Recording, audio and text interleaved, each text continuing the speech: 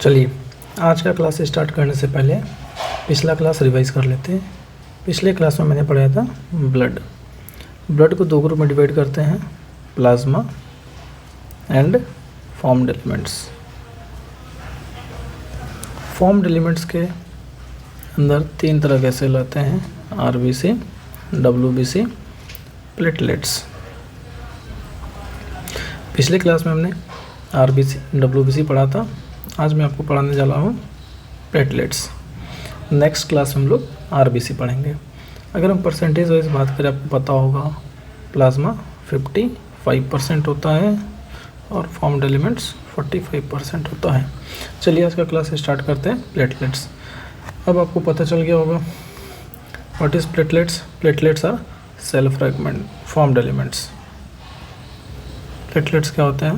Formed elements हैं, that means blood के component है। Platelets are also called as thrombocytes. Platelets are cell fragments. Then platelets are produced from megakaryocytes. ये याद रखना है, बहुत ही इंपॉर्टेंट है नीट के लिए। प्लेटलेट को बनाने वाला सेल का नाम मेगा कैरियोसाइट्स। आगे देखेंगे कैसे बनता है मेगा कैरियोसाइट्स। अब होता क्या है? Megakaryocytes are special cells present in bone marrow. अगर बोन मैरो की बात आया है तो चलिए देखते हैं कि बोन मैरो कहाँ पे होता है। देखिए, यह एक लॉन्ग बोन है। लॉन्ग बोन में बेसिकली दो तरह के बोन होते हैं, एक स्पॉन्जी पार्ट, दूसरा कॉम्पैक्ट पार्ट या कॉम्पैक्ट बोन या स्पॉन्जी बोन। जो एंड वाला पोर्शन होता है वो कहलाता है स्पॉन्जी बोन। स्पॉन्जी बोन में रेड बोन मैरो मिलता है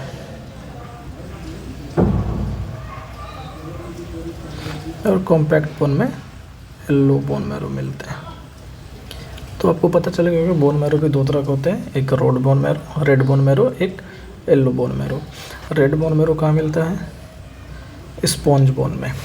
चलिए ये देखिए, ये स्पॉन्जी बोन है, ये अब रेड रेड दिख रहे हैं, क्या है? Bone marrow. इस रेड बोन मैरो में एक सेल्स मिलते हैं, नाम होता है माइलॉइड स्टेम सेल्स। ये बहुत ही इम्पोर्टेंट है, ये प्रिकर्सर है सारे ब्लड सेल्स का।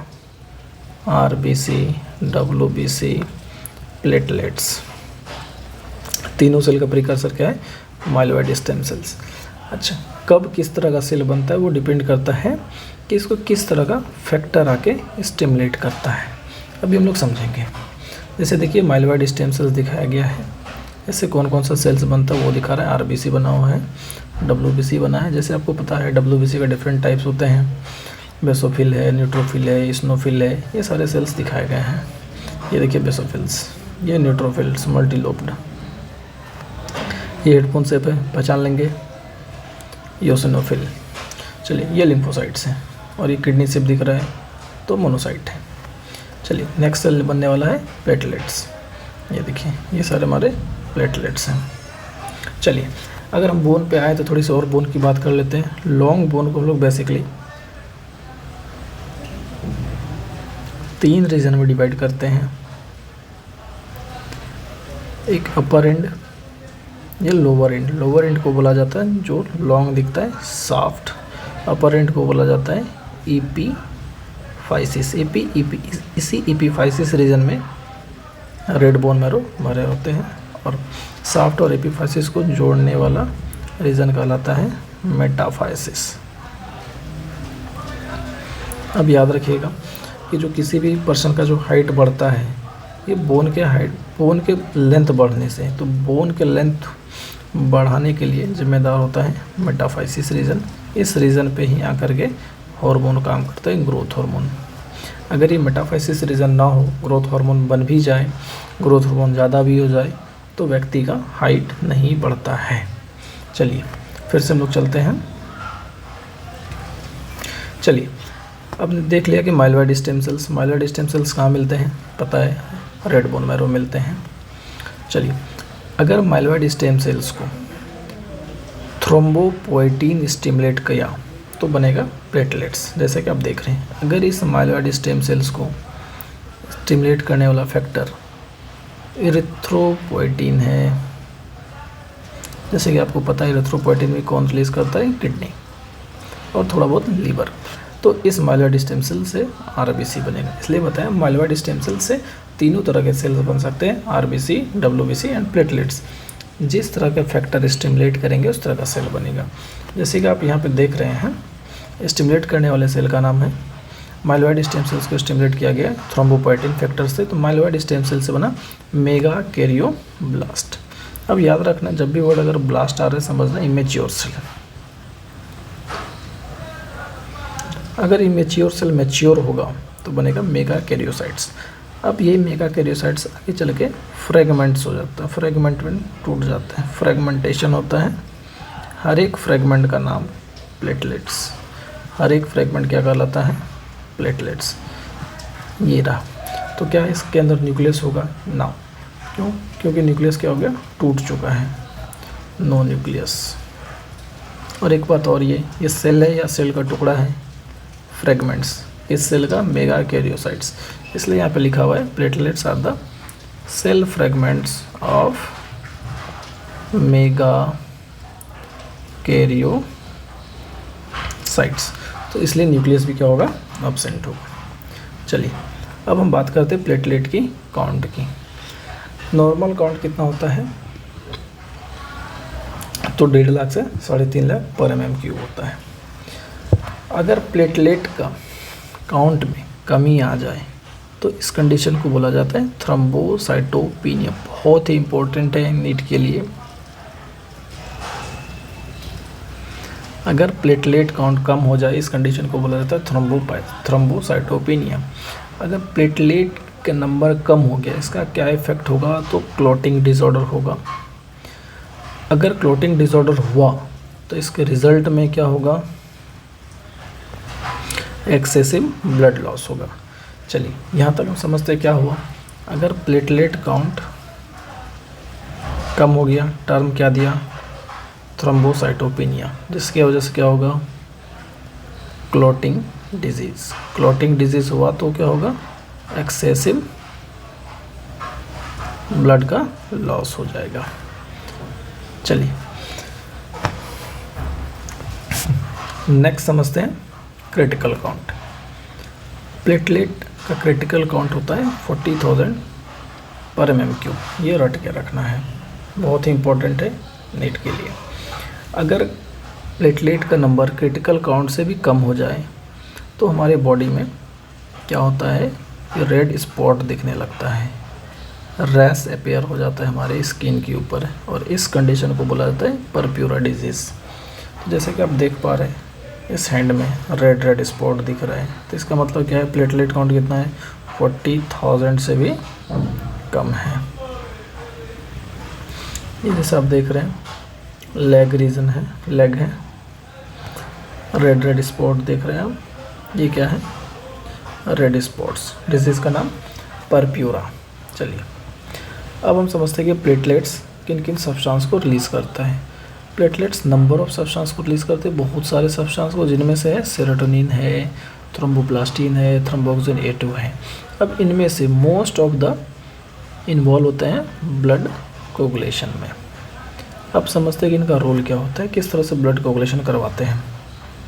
देखिए यहाँ पे क्या हो रहा है, डैमेज हो रहा है तो ब्लड निकल रहा है, देखिए आरबीसी बाहर निकल रहा है।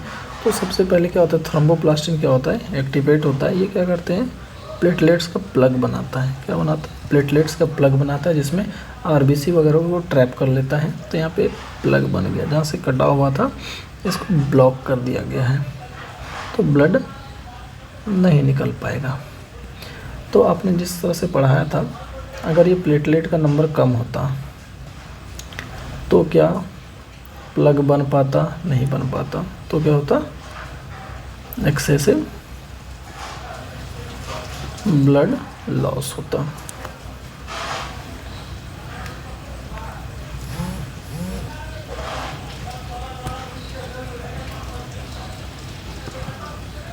चलिए एक कंडीशन और पढ़ाया था आपको, थ्रोम्बोप्लास्टिन थ्रोम्बोसाइटोपेनिया। थ्रोम्बोसाइटोपेनिया में क्या हो रहा था, प्लेटलेट काउंट कम था,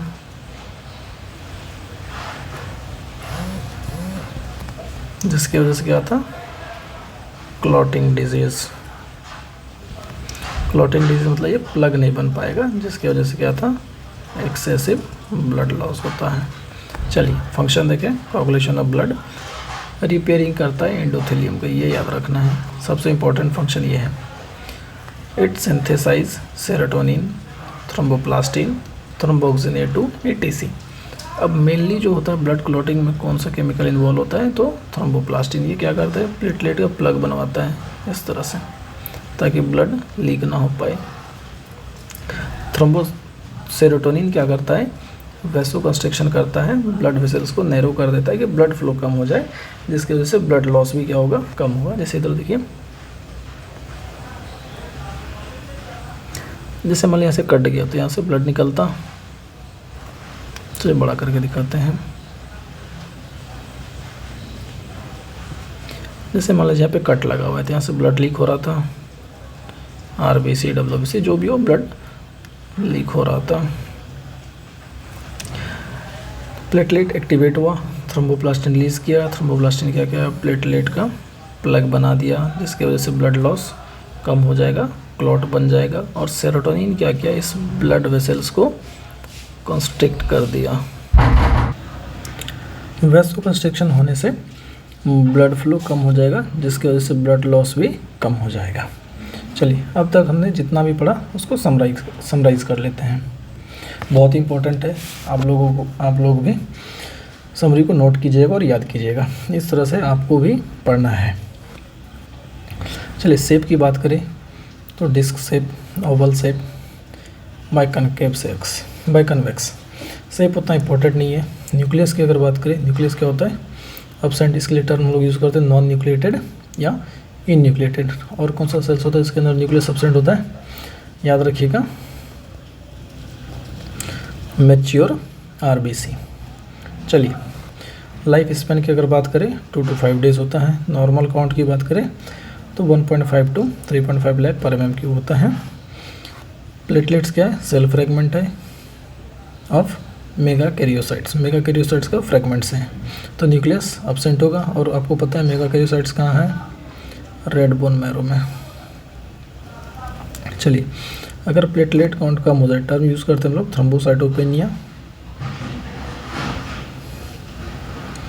thrombocytopenia decrease platelet count leads to clotting disease, जिसकी वजह से एक्सेसिव ब्लड लॉस हो सकता है। चलिए क्रिटिकल काउंट पता है 40,000 पर mm³। अगर क्रिटिकल काउंट से कम हो जाता है तो क्या होता है, रेड स्पॉट या रैश होने लगता है स्किन में, बीमारी का नाम परप्यूरा। चलिए सेक्रेशंस, प्लेटलेट्स थ्रोम्बोप्लास्टिन रिलीज़ करता है, सेरोटोनिन रिलीज़ करता है, थ्रोम्बोक्सिन रिलीज़ करता है, एटीसी। तो प्लास्टिन आपको पता है थ्रोम्बोप्लास्टिन इन्वॉल्व होता है ब्लड क्लॉटिंग में, और इसका काम है बहुत important, vaso constriction, blood flow कम कर देगा, जिससे ब्लड लॉस नहीं होगा। फंक्शन आपको पता ही है, ब्लड कोagulation करवाता है और एंडोथेलियम का रिपेयरिंग करवाता है। चलिए हमारा जो नेक्स्ट क्लास होगा आरबीसी पर। आरबीसी को हम लोग 2 लेक्चर में कंप्लीट करेंगे, class 1 and class 2। Thank you.